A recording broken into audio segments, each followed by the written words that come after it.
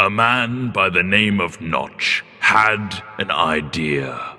A cave game, a sandbox seemingly endless, an adventure that had everyone saying, just one more block.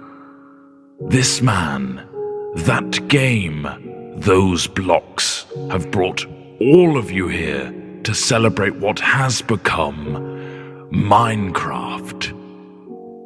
It began as a simple idea. Sorry, but you should use the old logo because it's a bit more evolvey, I guess. Right, fine. The game had a randomly generated world filled with grass, dirt, and an awful lot of stone. You could destroy blocks and place blocks. The spark was there, but it needed more. Yeah, like squids. Stop it. Shortly after, more things appeared like trees, water, clouds. Lava. Yes, lava. The world looked a little more natural. This was the creative mode in single player, but something was missing. TNT. No other people. Tests began with a multiplayer version. People could now play together. New items and blocks were also added. The game was beginning to take shape. Wow, really skimming over the details there. Do you want me to go over all the patch notes? No. The wiki page won't load anyway. Moving on, the game now had multiplayer and creative single player. But there was another element that Notch wanted. Survival. Work began on making the game more challenging. Zombies and skeletons were put in, but they could not attack. Sheep and pigs were added too. Ooh. Notch also fluffed the coding of the pig and it turned into a creeper. At this stage, this version of the game was labelled Classic. Classic. Brilliant. Then from Classic came the in-dev version. What on earth does that mean? No idea, not important. Dynamic lighting was put in, a new sound engine, and more importantly, crafting was introduced. Then came InfDev. Sorry, what? InfDev introduced a big feature to the world, infinite terrain. No longer was the player constrained to a square world, but now it stretched endlessly. Ore was randomly placed in the world to discover, and other tweaks and introductions were made, like 3D clouds, minecarts and tracks, and also dungeons. Then, the first major version of the game was released. Not like released, but just available? Yeah, pretty much. Fridays became Secret Fridays, where random things were added.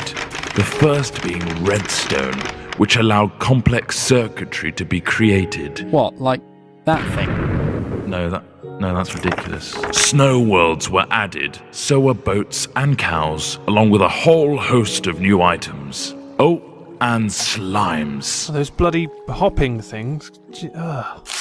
Then, in Alpha, the survival mode was brought to multiplayer for the first time.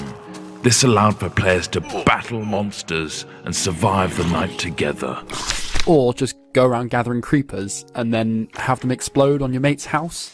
The next big patch came on Halloween of 2010 and introduced the Nether. This threatening place was full of zombie pigmen and the eerie cries of the ghast. Not to mention a considerable amount of lava. The game hit beta. Ta-da! Lots of new things were added in beta, like dispensers, note blocks, cake, redstone repeaters, and beds. The lighting also got a smooth upgrade. Wolves were now on the prowl, and you could tame one as a pet with a stash of bones. Weather was introduced, including snow, lightning storms, and rain.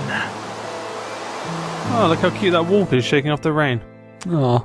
We finally found ourselves in 1.6 with the introduction of maps. A new way to navigate the endless blocks of Minecraftia. Things got pushy in 1.7 with pistons, leading to some clever contraptions. 1.8 gave vastly improved combat mechanics, allowing the player to sprint, draw back their bow, and land critical hits on their enemies. A new terrain generator was added, along with quirky NPC villages and mighty strongholds. And now comes the end. A true challenge awaits you in this unforgiving realm. But that is something you'll have to discover for yourself. The next page is yours.